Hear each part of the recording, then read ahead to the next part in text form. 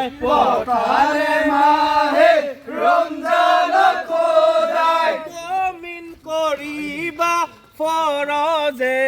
আদায় মুমিন করিবা ফরজে আদায়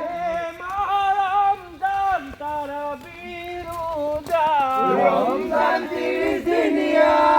30 দিয়া মারে রোজা উঠা হেরা ভাই মুমিন হকল সেলির হব সাজায় উঠা